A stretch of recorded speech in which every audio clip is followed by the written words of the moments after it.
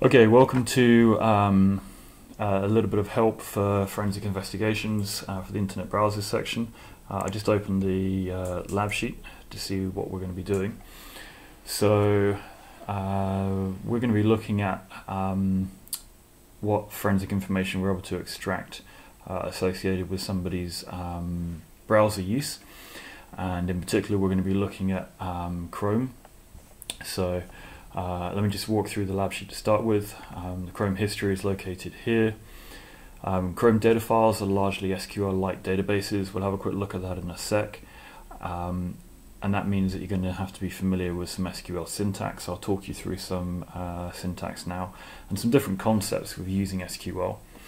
We also have to cover time conversion to get some human readable date timestamps. Because as you'll see in the database in raw format, they're not great. And then we have some questions to answer. So a question about the user's web history, and noting search terms they've used in Google. So specifying a particular mechanism of querying the database. Writing an SQL query to pick out the sites the user visits most. I'll have a walk through that because that also requires another function. Identifying users' downloaded files. Performing a join between two tables, so there's a keyword search terms, and we want to match that to the URLs that we find in another table. Looking at some cookies, looking at the shortcuts database, looking at the login database, and then there's some background about running some Python scripts to do this sort of stuff automatically.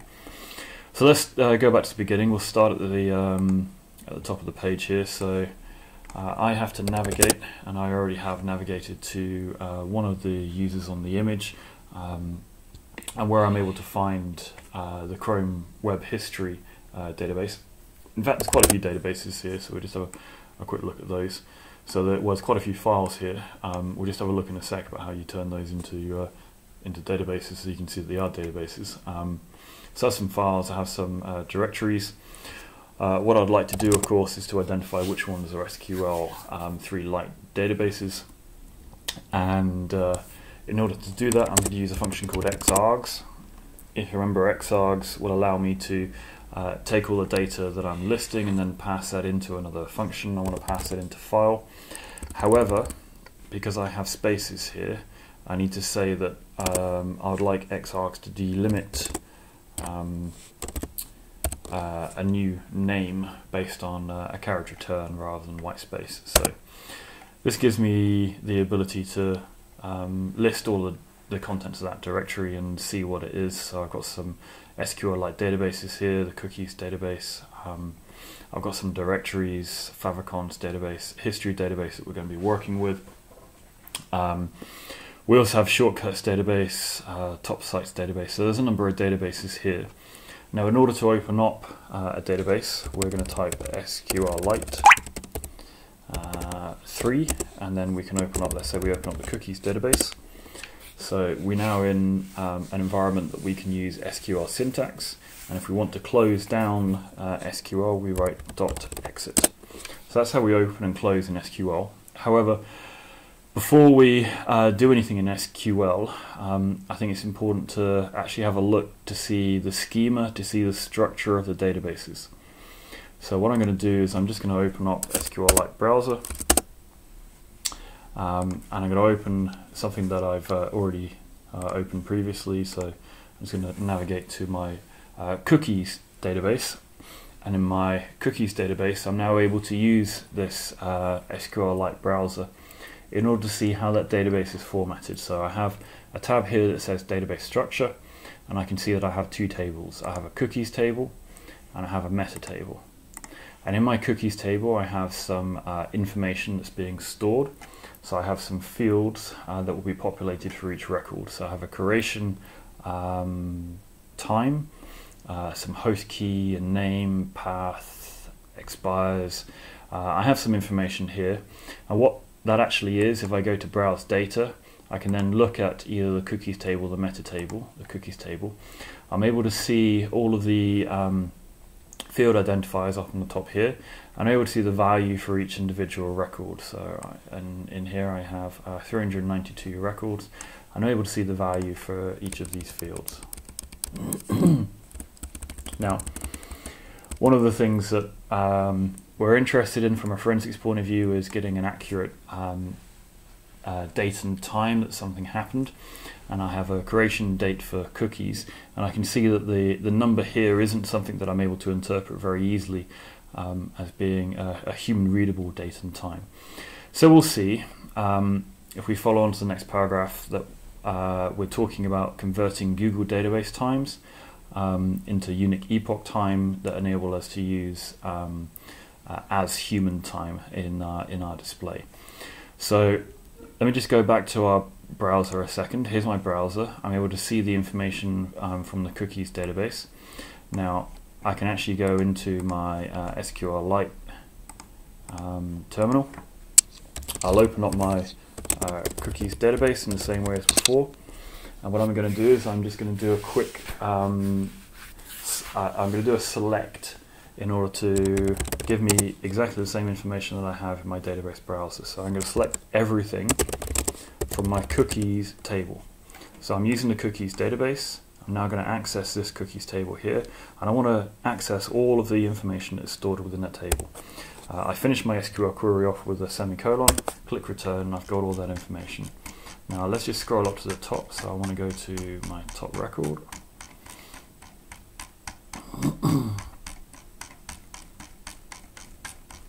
And I should be matching my top record. Here we are. I have this date timestamp as being this. Okay, so I'm able to see exactly the same information, and you can see that each of the fields is delimited by this in Linux a pipe symbol here. Okay, so instead of having a creation UTC of being this number, I need to do something in order to convert that into something which is human readable. Now you'll see here that I have a select date time using a date time function, and I'm performing some arithmetic on this creation UTC in order to display it as human time. So this gives me the ability to convert whatever is stored in my SQLite database into something that I can read as human time. So I'd like to give a quick example of that. If I can just shrink this terminal window here, and instead of doing select star from cookies, I'm just going to attempt to pass one of the fields to enable it to be converted. So my creation time divided by 1,000,000. I'm going to add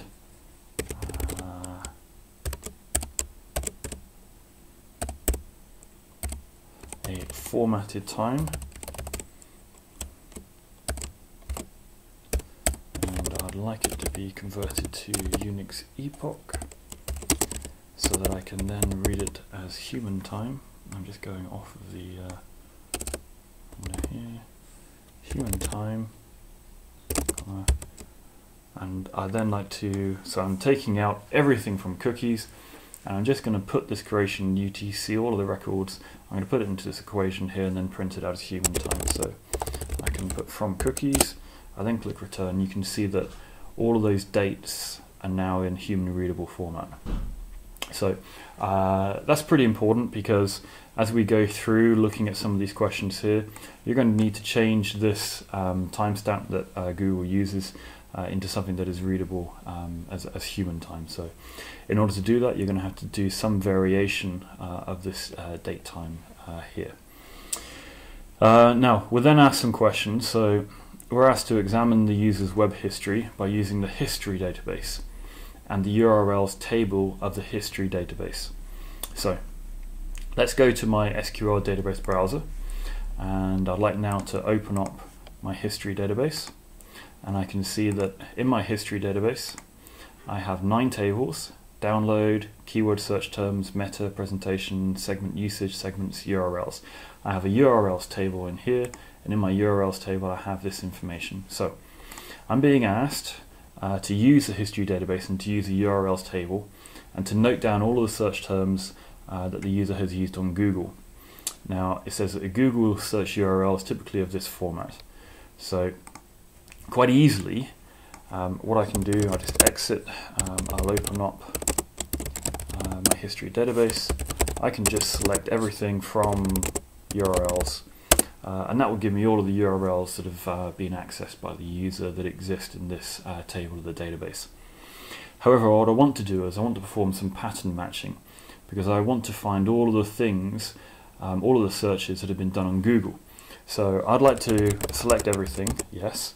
I'd like to select it from the URLs table, but I'd like to do some matching. So where the URL field, and let's just go back over here. So I see a URL, right? I've got a URL field here. If I browse my data and I have a look at the URLs, my URL field gives the information for the URL. So where my URL, I need some matching terminology here. So I'd have is like Google. And my percentage signs just mean there can be anything in front of it, there can be anything behind it. So this gives me the ability to match strings within records of particular fields in the table of the database. And there I have all of the URLs that have been accessed with some search times associated with Google. Now, I'd probably suggest, because we know that we still have city time here, that you do make some adjustments to the times as well. Now the next thing that I'd like to give a little bit of help with is writing an SQL query to pick out the sites that the user visited the most.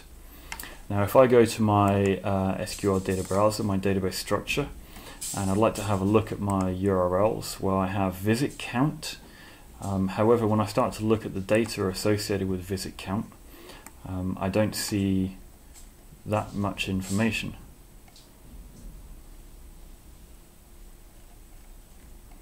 I mean, I could list it based on that, okay. But what I'd like to do is I'd like to just demonstrate a quick function and using count in SQL. So it is possible to order based on visit count. I'm not going to show you how to do order now, but what I wanted to do was, in order to count up the URLs that have been visited, I wanted to extract the first portion of the URL here. And so I can do that by selecting a substring of my URL field, so my URL field here, and I'm going to select it starting from, starting from the very first character, and I'm going to give 20 characters. And I want to select that from the URLs table of my history database.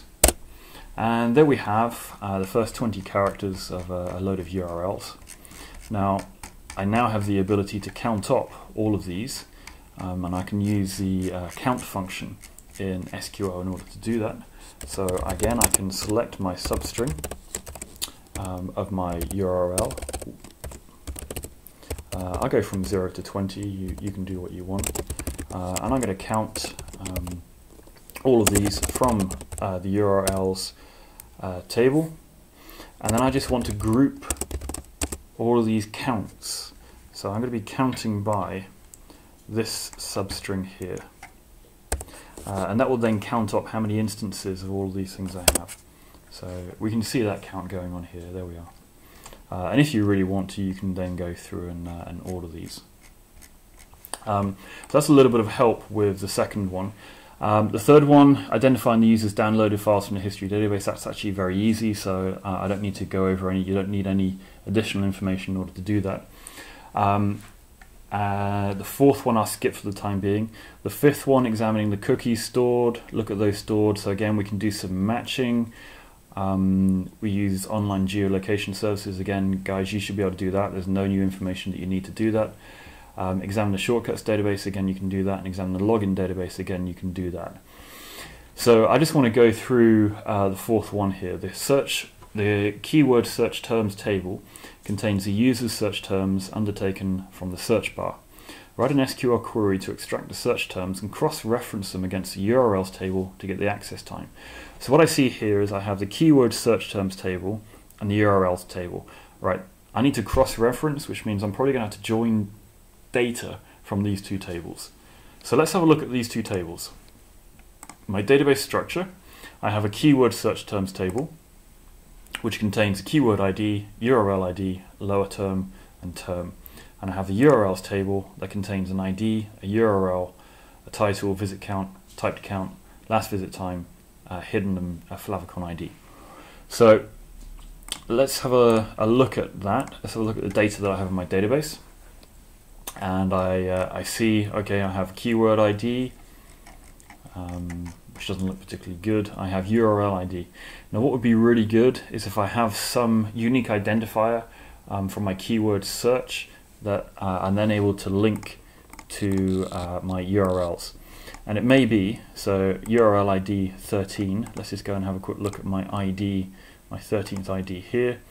Okay, I have a look and I see that I am actually typing in some search for Skype. Okay, that's good.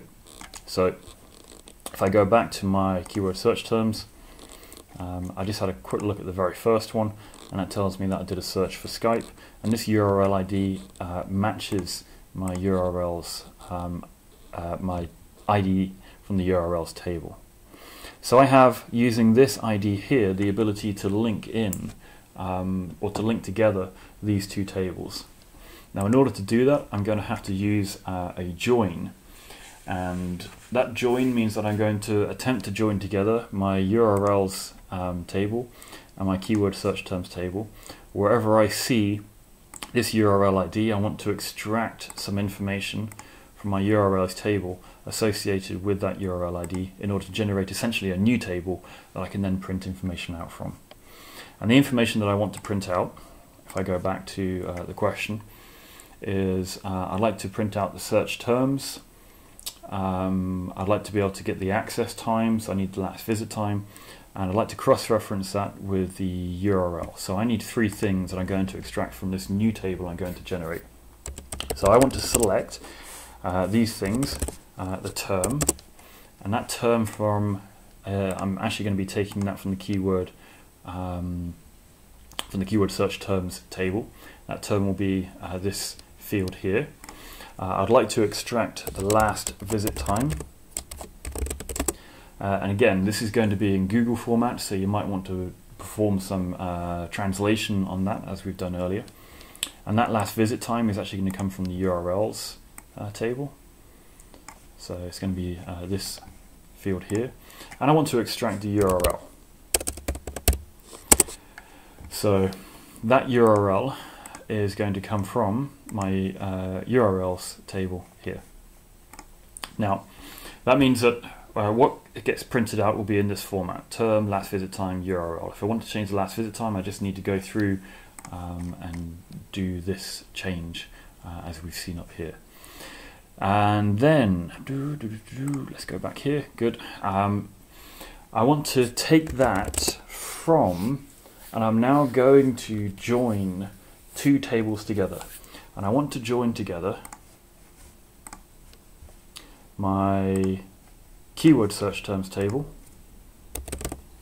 keyword search terms, and I'm going to perform something called a left join. You will need to have a look to see what this means, and I want to join that keyword search terms table together with my URLs table.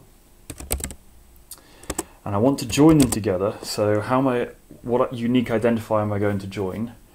Wherever my keyword search terms URL underscore ID. So in my keyword search terms, I'm looking to match the URL underscore ID, and I want to match that with urls.id. So it's equal to urls.id. So I'm going to select the term, the last visit time, the URL from keyword search terms table. I'm going to join that with the URLs table. I'm going to join that by matching the keyword search terms URL ID with the URLs ID, and that works. So that gives me the term, it gives me the time in that horrible format, and it gives me the URL that has been used. So those are some of the more complicated things that you're asked to do in this practical. I hope that this information has helped. Thanks.